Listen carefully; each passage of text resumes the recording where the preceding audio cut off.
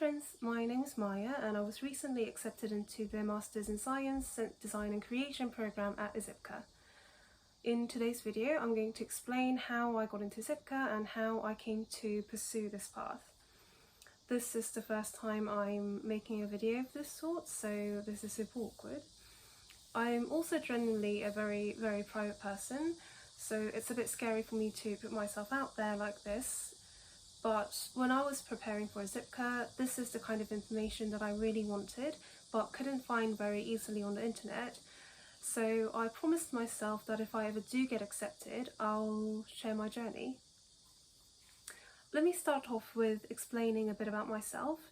As I said, my name is Maya, I'm a student in Korea and I don't come from a chemistry or a fragrance related background. My initial major was fashion design and marketing, and in my third year I transferred to study translation and interpretation between English and Korean and got my degree there. I've wanted to become a perfumer ever since I was a teenager, and I actually knew about ISIPCA back then, but I never thought it was a possibility for me since I was far more talented in arts and language rather than maths and sciences. Last year, a series of well-timed events led me to pursue this path again.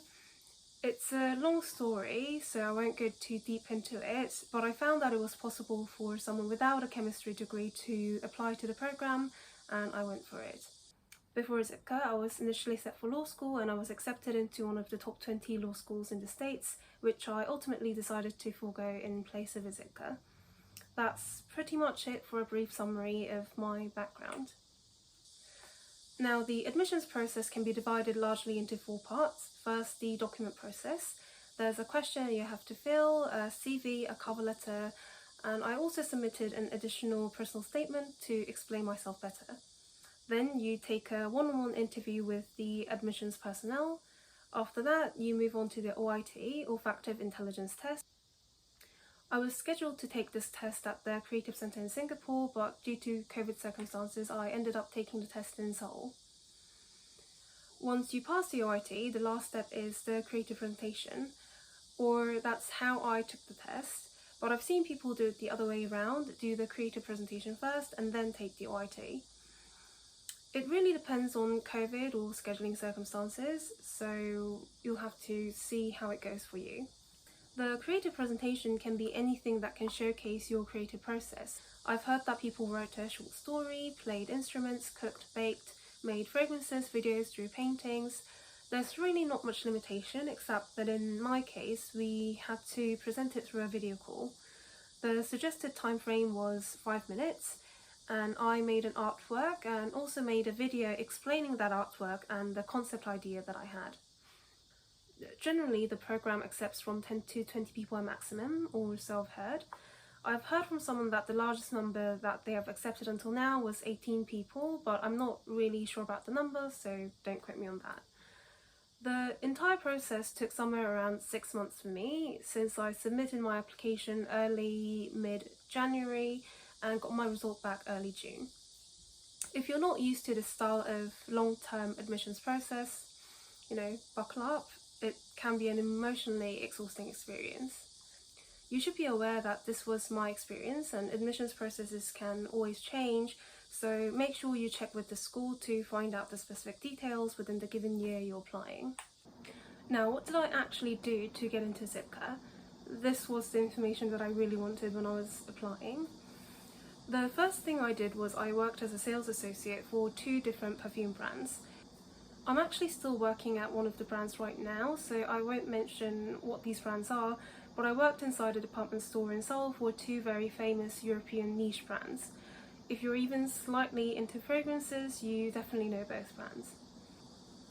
I wanted to have some experience working in the fragrance industry, and frankly this was the only capacity I could, or at least to my knowledge, work in without a related degree in the field. If you can find other capacities to work in, great. But if you can't find other positions, I definitely recommend working as a sales associate for a fragrance brand, since you're going to be doing a sales internship in your first year anyway, and the school definitely encouraged me on this as well. Second thing I did was I invested in an olfactory kit. I bought an olfactory kit from the Perfumer's Apprentice. I got it shipped from the States and some vials sadly came broken. It was a whole mess, but it did the job and it was definitely very helpful when I took the OIT. Now, I've never received formal fragrance training, and if you attend an academy or an institute, you probably won't need to do this on your own. But for me, it was helpful to be familiar with some of the materials that came out on the exam. And I mean, it's what you're going to be doing at school anyway, so familiarising and tinkering with the materials is definitely a good idea. IFF gave back the result of my OIT at the end of the admissions process, and I did a pretty decent job, so I'm glad I invested in an olfactory kit. The next thing I did was I wrote a perfume blog. I wrote a fragrance blog every week for about 10 months. My initial plan was to keep on going at it for a whole year, but then I had some family issues and various incidents around about March and April, so I kind of dwindled off there. I decided to write a blog not because I was necessarily very good at writing, but more to show my passion for fragrances. Everyone applying to ISIPCA is obviously going to say they love fragrances, and they, probably all do, but trying to just explain that with words, at least for me, felt very hollow, and I wanted something to show for it. Show rather than tell. That for me took the form of writing a blog, and I'm sure you can all find something to show your passion for fragrances that suits you. I don't know how much this actually played into my acceptance, but I'm glad I did it because it was fun for me to talk about the topics I loved in long form, and I think it also helped me improve my English writing as well. The fourth thing I did was I started learning French. I started learning French late last year and got my Delft A1 and A2 certificates. However, embarrassing as it is, I still don't speak French very well. I've actually forgotten a lot since my last Delft exam. But I mean, I mostly started learning to show that I was serious about attending ISIPCA and moving to France. Now that I'm actually moving, I really need to get cracking with it. The fifth thing I did was I consumed lots of fragrance related contents. I read related books, listened to podcasts, watched YouTube videos, and just in general kept up to date with the fragrance industry and the community. I love fragrances anyway, so keeping up with the industry wasn't difficult.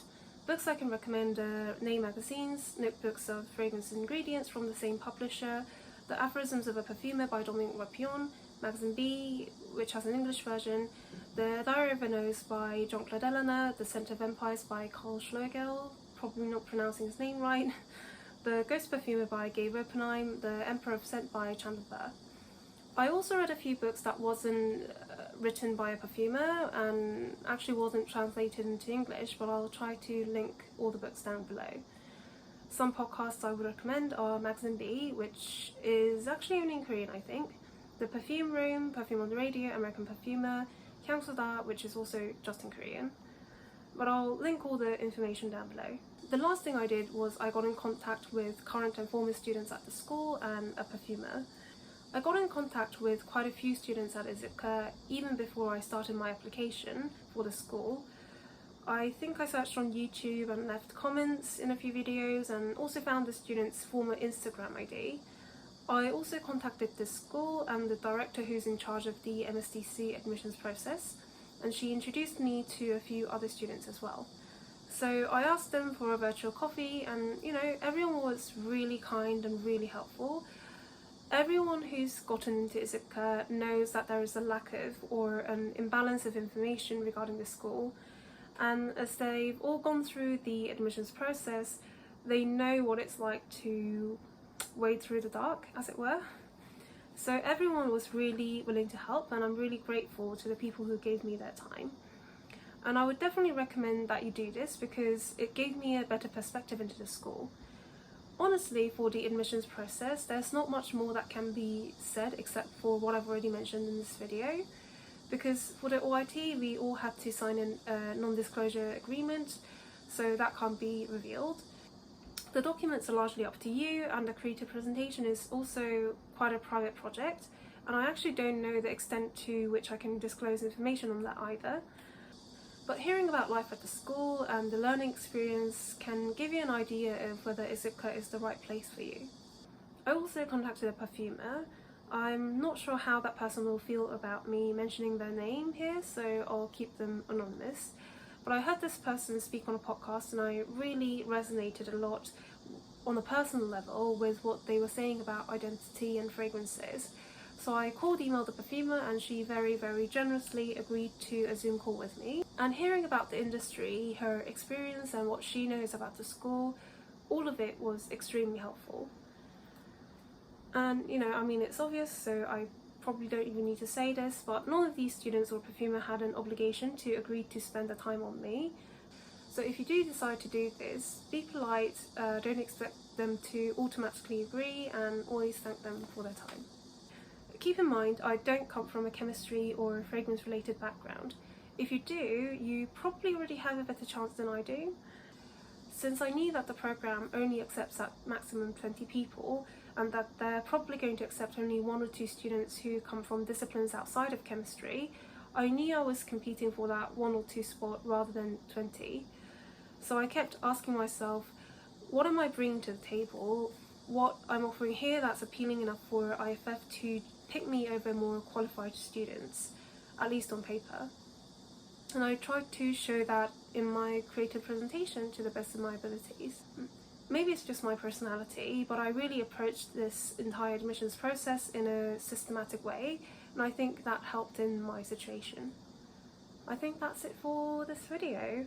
I don't know how much each of these criteria actually played into my acceptance. This was mostly just to give an idea of what I did to get into this school, because that was what I really wanted to know before I applied. I hope this was helpful, and if you have any questions, feel free to leave them in the comments below. Thank you for watching. Bye!